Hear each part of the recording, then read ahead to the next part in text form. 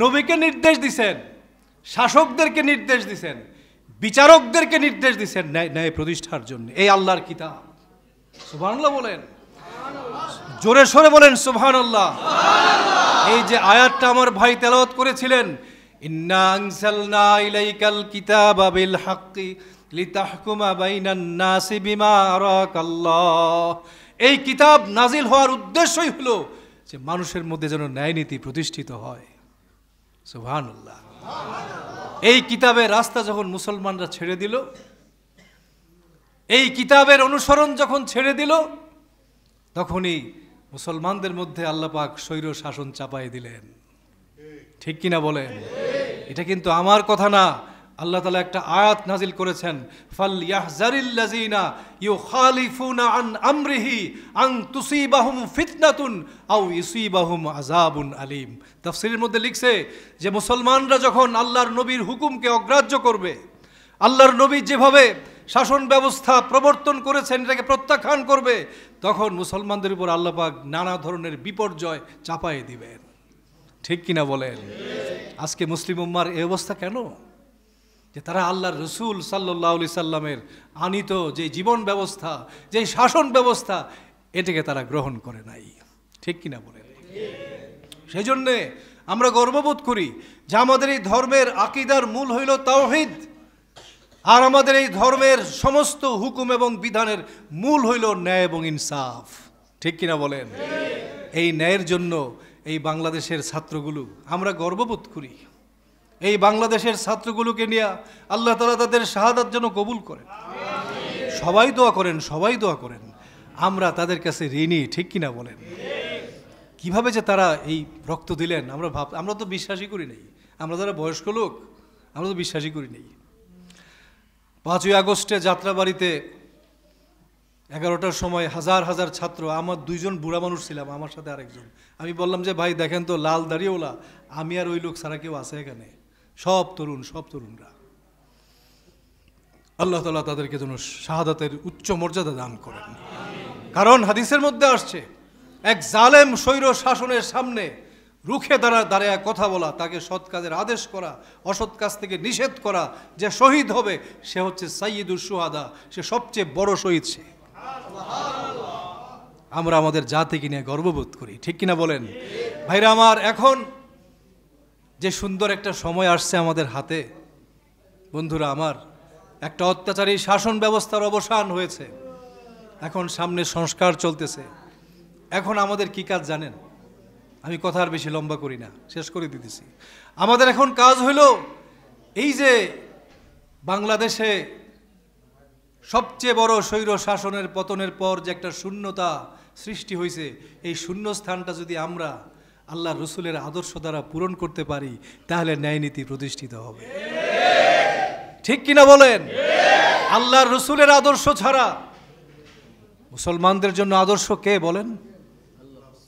লাকাদ কানা লাকুম ফি রাসূলিল্লাহি উসওয়াতুন হাসানাহ লিমান কানা ইয়ারজুল্লাহ।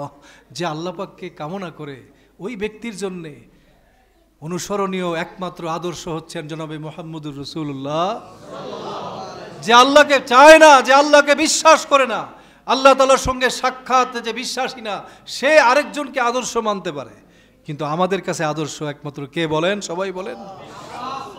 আজকে জাতির এই সংকটের এই মুহূর্তে যদি আমরা সবাই মিলে এই দাবিটা করতে পারি যে জাতির মধ্যে এই জাতি ন্যায় নীতির জন্য কত সংগ্রাম করছে, 71-এ সংগ্রাম করেছে, মাঝখানে সামরিক স্বৈর শাসকদের বিরুদ্ধে সংগ্রাম করেছে, আবার এখন সংগ্রাম করে কত মানুষ রক্ত ঝরল, কত শাসন ব্যবস্থা আসলো, কিন্তু আল্লাহর নবীর শাসন ব্যবস্থাটা একটু পরীক্ষা করে দেখেন না, জাতিকে আমরা কি কথাটা বলতে পারি না? আমাদের জাতির ভাইরা তো সব মুসলমান, তারা তো ইমানদার, তারা তো আল্লাহকে বিশ্বাস করে, রসুলকে পয়গম্বর মানে, তাহলে রসুলের জীবন ব্যবস্থাটা গ্রহণ করতে বাধা। কিন্তু আমাদের শাসকরা এই কথাটা বলে না কেউ, যে আসুন সবাই মিলে, যখন ওই রবিউল আউয়াল মাস আসে কি না, মিলাদুন্নবীর অনুষ্ঠান হয় না, ওখানে সব নেতাদেরকে দেখবেন একটা কথা বলে যে রসুলের আদর্শ মানুষকে শান্তি দিতে পারে। ঠিক কিনা? এটা বলে কিনা? কিন্তু বাস্তবে রসুলের আদর্শটা গ্রহণ করো। ভাই কেউ কথা বলবেন না, কথা শেষ হয়ে যাবে এখনই। বাংলাদেশে নতুন সংবিধানের সংস্কার হচ্ছে, সেই সংবিধানের মধ্যে কেন এই কথাটা লেখা হয় না যে আজকে এই জাতিকে পরিচালনা করবে আল্লাহর রসুলের আদর্শ? ঠিক কিনা বলেন? এই কথাটা বললে ঈমান পরিপূর্ণতা পাইতো আর মানুষও ন্যায় নীতি লাভ করত। আল্লাহর নবী দৃপ্ত কণ্ঠে ঘোষণা করেছেন, লা তাজিদুনা বাদি রাজুলান, কিয়ামত পর্যন্ত আরেকজন মানুষ তোমরা দেখবে না, হুয়া আদালু মিন্নি, আমার চেয়ে বেশি ইনসাফ করতে পেরেছে। সুবহানাল্লাহ বলেন। আমার চেয়ে বেশি ইনসাফ করতে পেরেছে। আমি যে 10 বছর, আপনারা সবাই জানেন যে 10 বছর আল্লাহ রসুল একটা শাসন ব্যবস্থা চালাইছেন, ঠিক কিনা বলেন? সাহাবায়ে কেরাম 30 বছর চালাইছেন, মোট কত হইল? এই 40 বছর আল্লাহ রসুল বলেন কিয়ামত পর্যন্ত আরেকজন মানুষ তোমরা দেখতে পাইবে না যে আমার চেয়ে, আমার সাহাবীদের চেয়ে বেশি ন্যায় নীতি অবলম্বন করতে পেরেছে, ন্যায়পূর্ণ বিধান দিতে পেরেছে মানুষকে, আরেকজনও তোমরা দেখতে পাইবে না। ভাইরা আমার, কিন্তু মুসলমানরা এই জিনিসটা জানে না, তারা এই বিষয়ে দিশেহারা। সেই জন্য আজকে আপনাদের আমি দাওয়াত দিয়ে যাই, সবাই মিলে আসুন মানুষকে এই কথাটা বলি। আমরা যেমন দাওয়াত এবং তাবলীগের মেহনত যেই ভাইরা করেন, সেই ভাইরা যেমন নামাজের দিকে মানুষকে ডাকেন, মানুষকে কল্যাণের দিকে ডাকেন, আলহামদুলিল্লাহ, পাশাপাশি আরেকটা দাওয়াতও দেন যে ভাই জাতের এই মুক্তির সময়ে আসুন সবাই মিলে আমরা রসুলের আদর্শটাকে গ্রহণ করি। ঠিক কিনা বলেন? রসুলের আদর্শে সমস্যা কি? রসুলের আদর্শ গ্রহণ করলে সুদ থাকবে না, থাকবে সুদ? বিদায় হজের ভাষণে আল্লাহর রসুল তৃপ্ত কণ্ঠে ঘোষণা করেছেন, রিবাল জাহিলিয়াতি মাউদুন। হুজুর বলছেন আজকে থেকে মূর্খতা যুগের সুদকে রহিত করে দেওয়া হইল। সুবহানাল্লাহ। মানুষের কত বড় বন্ধু ভাইরা আমার, মানবতার কত বড় বন্ধু, যেই বন্ধু দুনিয়ার বুক থেকে সুদকে মূলোৎপাটিত করে দিয়ে গেছে। মানুষ বিনা সুদে ঋণ পাইছে, কত ভালো না? ওয়া ইন কানা যু উসরাতিন ফানাজিরাতুন ইলা মাইসারা ওয়া আন তাসাদদাকু খায়রুল লাকুম ইন কুনতুম তা'লামুন। সুদের লেনদেন যখন বন্ধ হয়ে যাবে তখন মানুষ মানুষকে বিনা সুদে ঋণ দিবে। ঠিক কিনা বলেন? কত সুন্দর মানবিক ব্যবস্থা না? রাসূলের আদর্শ গ্রহণ করতে বাধা কোথায়? আমি জিজ্ঞাসা করতে চাই আপনাদেরকে, কেন আমরা রাসূলের আদর্শ গ্রহণ করব না? আজকে মুসলমান নামধারী লোকেরা আজকে সুদের লেনদেন সব জায়গায় চালু করে দিছে, ফলে মানুষ শোষিত, বঞ্চিত। মানুষ বিনা সুদে ঋণ দেওয়ার যে একটা সমাজ কল্যাণের এত বড় একটা শাখা, এটা বন্ধ হয়ে গেছে। এখন কিন্তু কেউ কাউকে ঋণ দেয় না, দেখেন আপনারা, ঋণ আর দেয় না। কারণ মানুষ যখন দেখে যে সুদি লেনদেনের মাধ্যমে আমি হাজার হাজার টাকা কামাইতে পারি, তাহলে আমি কেন দিব? মানুষের মধ্যে আল্লাহ ভয় নাই। ফলে সমাজ কল্যাণের একটা গুরুত্বপূর্ণ শাখা বিনা সুদে ঋণ দেওয়া, কর্জে হাসানা, শরীয়তের এই গুরুত্বপূর্ণ একটা হুকুম এখন বিলুপ্ত হয়ে গেছে। ঠিক কিনা বলে? মানুষ আর বিনা সুদে ঋণ পায় না। সমাজ এত অমানবিক হয়ে গেছে, সুদি লেনদেন ছাড়া কেউ কাউকে টাকা ট্রানজ্যাকশন করে না।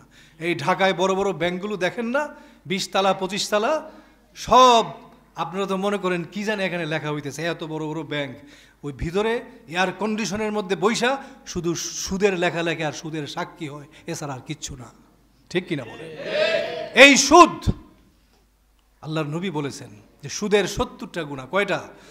আইসারু হা আইয়ান কিহুর রাজুলু উম্মাহু। একটা ব্যক্তি তার মাকে বিয়ে করার যে গুনাহ, এটা হলো সুদের সবচেয়ে ছোট গুনাহ। সেই সুদের মতো নিকৃষ্ট জিনিস যেটা মানুষকে শোষিত করে, মানুষকে বঞ্চিত করে, মানুষকে বিনা সুদে ঋণ পাওয়া থেকে বঞ্চিত করে, সমাজ কল্যাণের এত গুরুত্বপূর্ণ একটা শাখা, সেই সুদি লেনদেন মুসলমানদের মধ্যে। এটা তো ইহুদিদের নিয়ম, এটা তো অবিশ্বাসীদের নিয়ম, এটা জাহিলিয়াতের যুগের নিয়ম। এটা কেন মুসলমানদের মধ্যে থাকবে?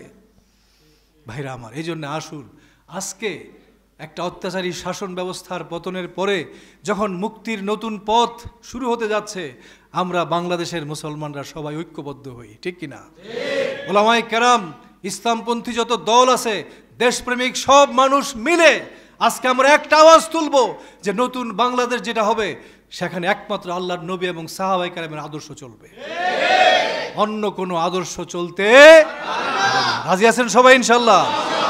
এই যে আপনারা কথাটা বলছেন না, এই যেটা স্বীকৃতি দিচ্ছেন, আপনাদের ঈমান আজ থেকে পরিপূর্ণতা লাভ করছে। পারি আর না পারি, সাধ্যে যদি না কুলায় তত পারবো না, কিন্তু এই যে ঘোষণাটা দিয়েছেন এইটাই আল্লাহ তাআলার দরবার পর্যন্ত পৌঁছে গেছে ইনশাআল্লাহ। এতে কোনো সন্দেহ নাই যে আজকের এই ঘোষণা যারা দিবেন যে রাসূলের আদর্শ ছাড়া, সাহাবায়ে কেরামের আদর্শ ছাড়া অন্য কোনো আদর্শ গ্রহণ করব না, এটার দ্বারা আপনি ঈমানকে পরিপূর্ণ করে দিলেন। আল্লাহ তাআলা আমাদের সবাইকে কবুল করুন এবং সত্যিকারের ঈমানদার হিসাবে কবুল করুন। আমরা যেন নতুন বাংলাদেশে আমাদের প্রিয় পয়গম্বর সাল্লাল্লাহু আলাইহি ওয়াসাল্লাম এবং সাহাবায়ে কেরামের যে আদর্শ, এটাকে যেন আমরা দেখতে পাই। ঠিক আছে না ভাই ইনশাআল্লাহ? আল্লাহ তাআলা আমাদের সবাই কবুল করুন। আপনাদেরকে মোবারকবাদ জানাই যে আমার মতো একজন মানুষকে, আমি তো বুঝতেই পারলাম না যে আমাকে এখানে কেন, কীভাবে যে আমি আসলাম আমি নিজেও জানি না। যাই হোক, আমি আপনাদের প্রতি কৃতজ্ঞতা জানাই যে আল্লাহ এবং পয়গম্বরের নিঃস্বার্থভাবে কথাগুলো বলার তৌফিক আল্লাহ পাক আমাকে দান করলেন। আল্লাহ তাআলার কাছে দোয়া করবেন আমার জন্য যে এই কথাগুলোর বিনিময়ে যেন আল্লাহ পাক আমার জীবনের সব গুনাহগুলো মাফ করে দেয়। ওমা আলাইনা ইল্লাল বালাগ। আসসালামু আলাইকুম ওয়া রাহমাতুল্লাহি ওয়া বারাকাতুহু।